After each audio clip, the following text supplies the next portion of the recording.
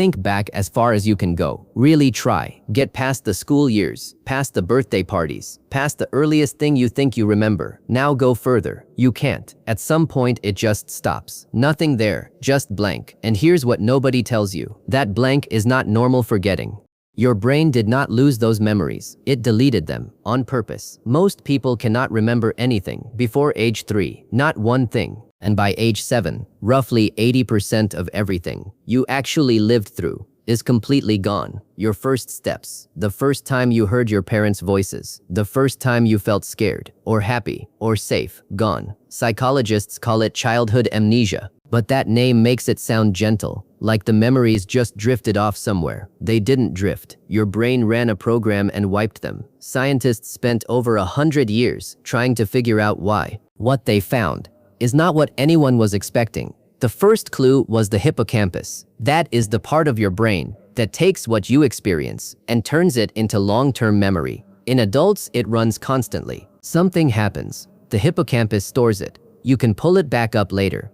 But in young children, the hippocampus is not finished yet. It is still being built. So experiences are happening every single day. Real ones, big ones. But the system that is supposed to store them is not ready. The memories form and then dissolve before they can go anywhere permanent. You lived through thousands of moments your brain could not hold on to. But here is where it gets strange. In 2014, a neuroscientist named Paul Frankland at the Hospital for Sick Children in Toronto ran a series of experiments on mice. He found something nobody had thought to look for. In young brains, new neurons are produced at a very high rate. This is called neurogenesis.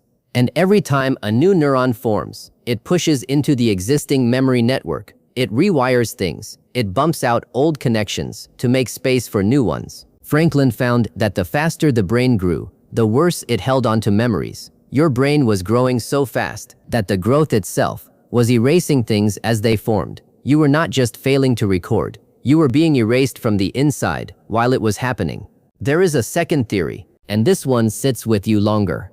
To hold a memory, you do not just need a working hippocampus. You need a self. You need the feeling of, I was there. This happened to me. I felt this. Young children do not have that yet. A 2-year-old has no stable sense of itself as a person moving through time.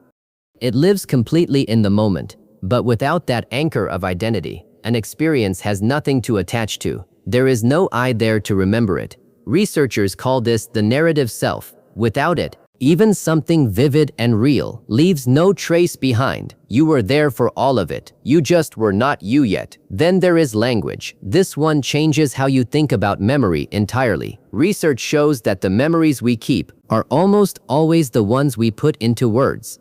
When something happens and you describe it to a parent, a friend, even just to yourself, the act of saying it out loud locks it in. But young children do not have the words yet. The experience happens. It is real. It means something. But it never gets wrapped in language. And without language, a memory has no shape it can survive in. It falls apart. This is why your earliest memories almost always start around the time you began talking more. Not because better things started happening, because you finally had the tools to make them stick. Here is the part that is hard to shake. Those years were not nothing. Developmental psychologists are clear on this. What happens between 0 and 3 shapes almost everything about who you become, how you attach to people, how you handle fear, whether you trust the world by default or you don't. All of it gets built during the exact years you will never be able to go back to. The most important stretch of your life is completely sealed off from you. You cannot look at it. You cannot question it. You cannot check if what happened actually happened the way it shaped you. Whatever went on in that blank is inside you right now, running. And you will never see it directly. Some researchers have tried to get those memories back. Hypnosis, guided meditation, deep memory therapy. And here is what keeps coming up.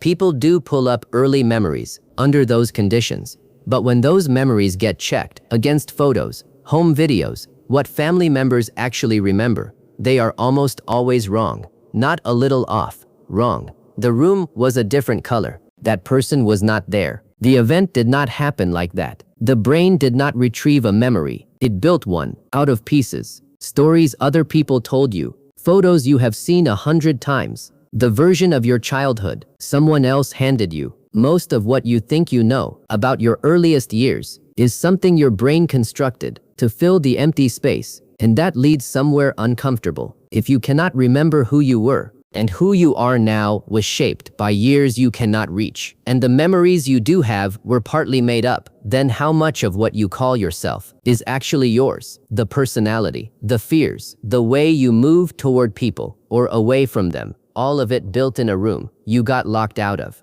by a version of you that does not exist anywhere anymore, not even inside your own head. One more thing, kids do remember. Studies show that children between 2 and 4 can recall things in real detail. Right after they happen, the memory forms. It is there. And then somewhere between 5 and 7, it is gone. So the forgetting is not just the hippocampus failing early on. It happens after. After the memories already formed, something moves through later and takes them. We still do not fully understand what or why. Some researchers think the brain does it on purpose, reorganizing for adult life, clearing space, getting ready for the version of you that had to actually function out in the world. It gave up who you were to build who you had to become. You lived a whole life before you can remember. You felt things. You loved people. You were scared and held and curious and fully alive.